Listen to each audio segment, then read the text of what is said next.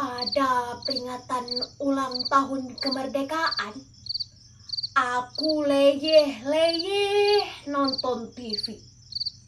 Ketika lagu sorak-sorai dikumandangkan, cucuku pelan-pelan mendekat, lalu berbisik,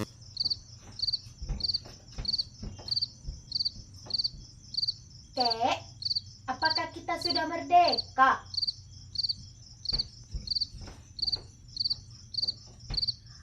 "Apa?"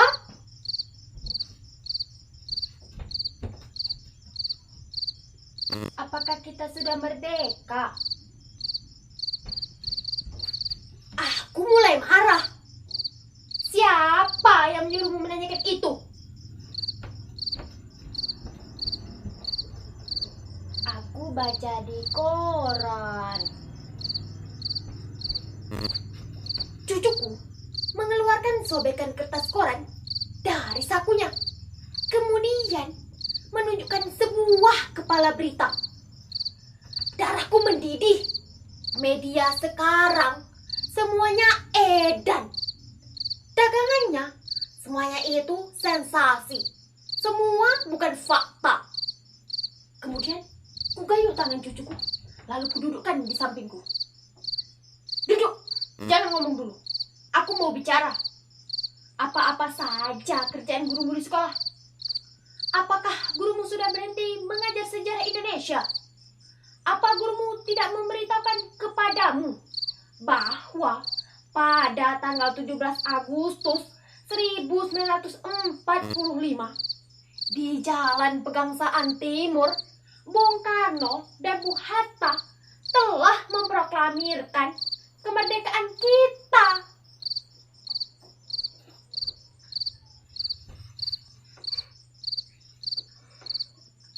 Proklamasi.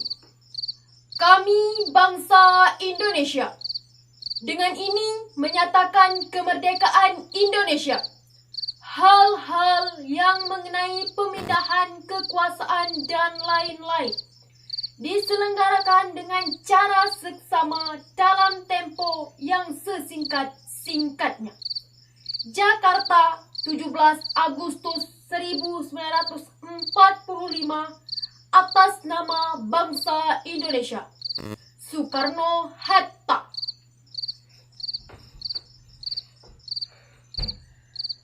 Nah, sejak saat itu kita sudah merdeka.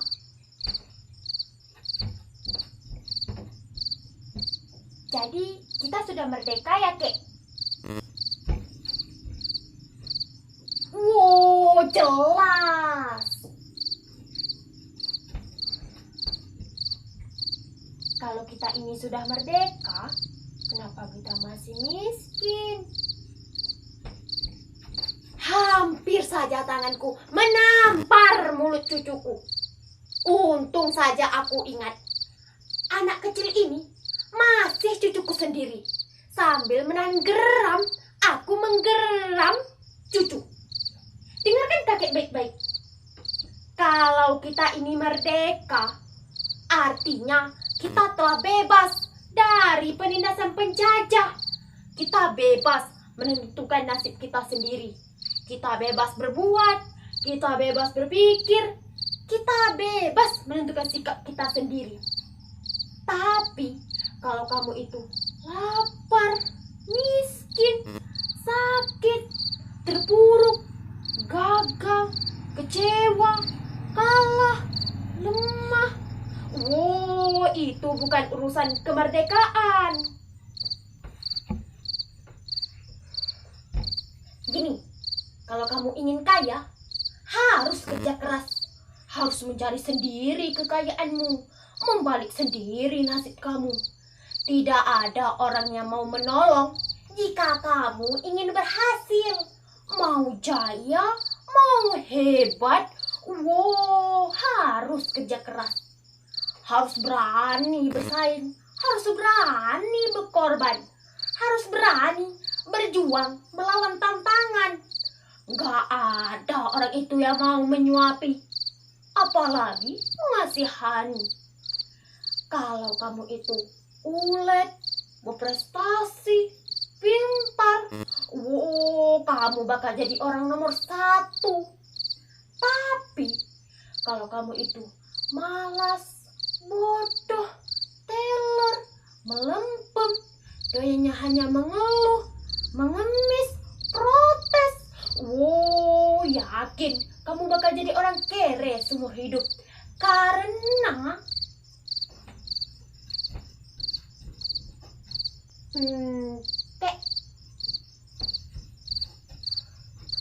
sebentar, jangan ngomong dulu. Karena jika kita ini merdeka, kita harus biasa mempergunakan sebuah kebebasan yang diberikan kemerdekaan. Jangan mentang-mentang kamu merdeka, pikir harus seenaknya sendiri. Kebablasan, seenak udelmu sendiri. Padahal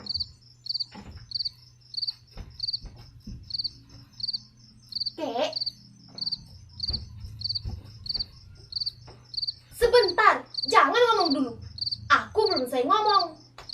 Kalau kamu itu merdeka, kemerdekaan kamu itu dibatasi oleh kemerdekaan lain milik saudaramu yang ada di lingkungan kamu, yang sama kemerdekaannya dengan kamu.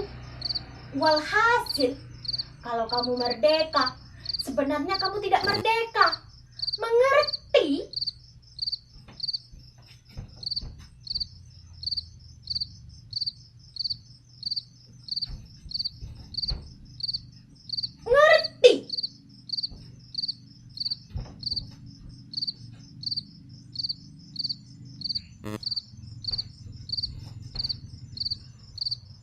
Ngerti?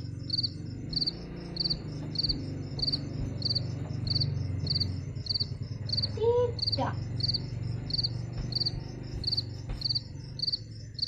Nah, dengan kamu menjawab tidak, artinya kamu orangnya merdeka. Hanya orangnya merdeka yang berani kapan saja bilang tidak. Di layar televisi, Sang Saka telah dikerek diiringi lagu Indonesia Raya. Aku jadi merinding. Aku terlempar ke dalam masa revolusi.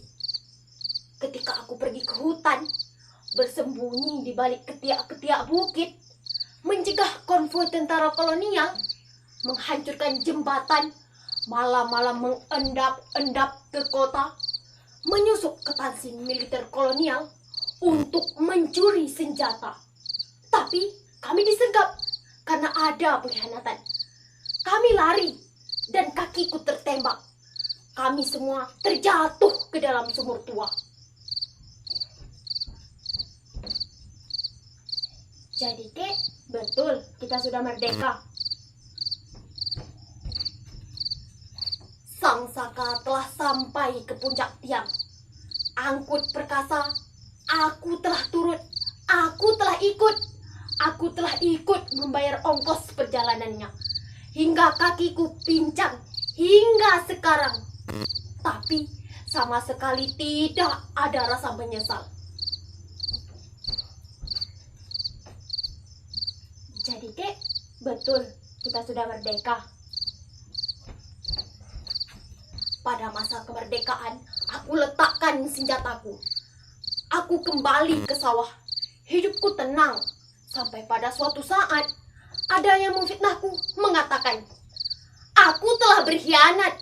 Ketika dulu kami disergap, aku diperkarakan. Dan aku dipenjara 4 tahun. Di dalam penjara, akhirnya aku sadar. Orang yang memfitnahku, itulah pengkhianat yang sebenarnya. Setelah aku bebas, aku pergi cari dia ke kota. Tapi ternyata dia sudah jadi pejabat yang sangat dicintai masyarakat. Dia tahu aku datang. Dia suruh orang untuk memberangkusku. Aku bukan pahlawan lagi. Aku hanyalah orang biasa yang mencintai keluargaku. Aku lari, aku melarikan diri, aku menghilang. Aku menjerit, aku menangis di dalam batin. Kalau betul kita sudah merdeka, Kek, Kenapa kakek menangis? Kemudian aku terkejut. Aku cepat-cepat seka air mataku. Kemudian kakek mengayuh tangan cucunya. Kemudian menutup mulut cucunya dan bersuara kencang cucu. Cucuku, kakek menangis karena kita sudah merdeka.